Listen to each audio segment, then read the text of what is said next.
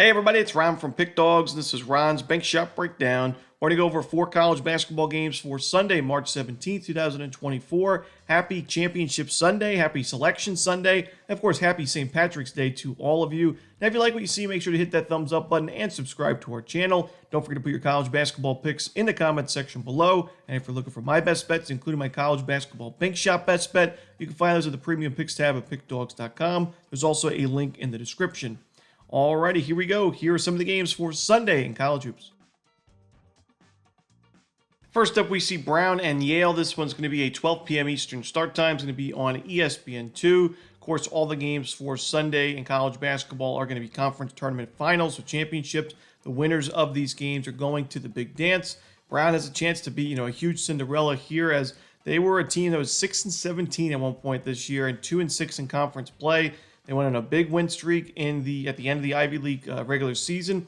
They won that first game of the conference tournament against Princeton, 90-81, the final score, a big win there. But here they are as another underdog in the championship game. I can't get there with the Brown Bears in this spot, even though they're on that big 7-game win streak.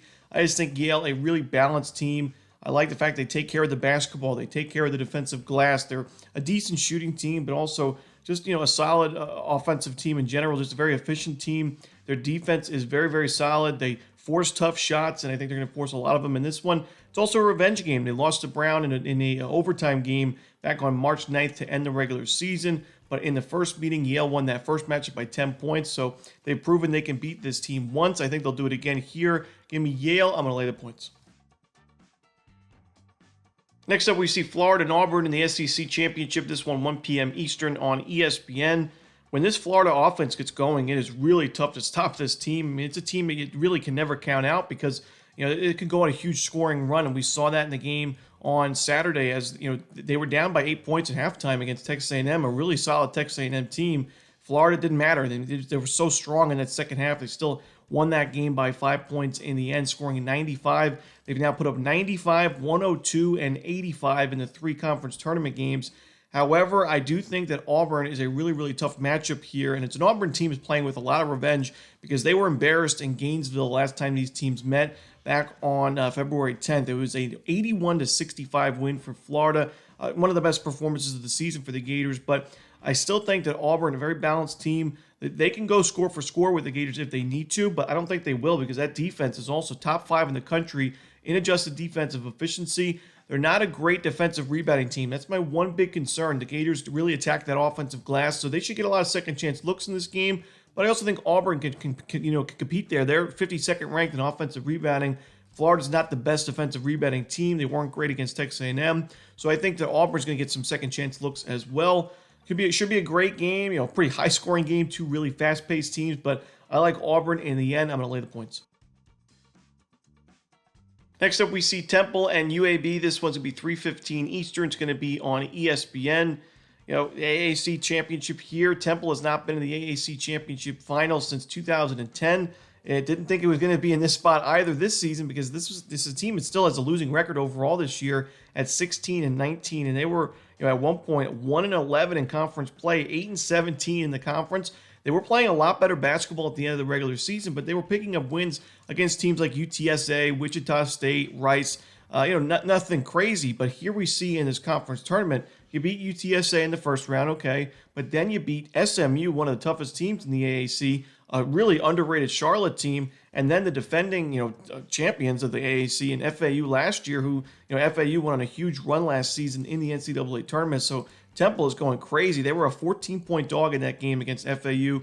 They win the game outright, and this would be an amazing Cinderella story if they can pull off this win, that 4th win or 5th win in the conference tournament to win the championship, but I can't get there. We've been on UAB. We were on them on Friday. We were on them on Saturday. They've done us, really, really well, and I think we get one more win and cover with UAB in this spot. UAB took down a very good South Florida team, 93-83 on Saturday. The shots were falling from UAB 61% from 2-point range, but they were actually outshot from the perimeter by quite a large margin. South Florida shot 15-38 from 3, just under 40% from the perimeter. UAB was, 37%, but only making 7 3-pointers. So giving up 8 more threes and still winning the game by double digits shows you how strong this UAB team is playing.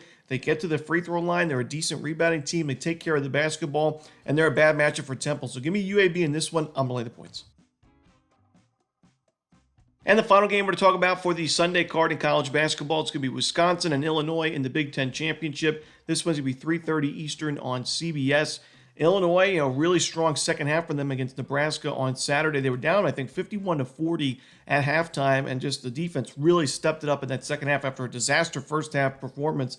Illinois really stepped it up when it needed to, and it picks up that W. I like this Illinois team. I think they're going to be dangerous in the tournament, but I think Wisconsin's also a dangerous team. They're kind of flying under the radar, a team that, like I mentioned with Yale, takes care of the basketball, takes care of the defensive glass, does the little things right. They're very fundamentally sound.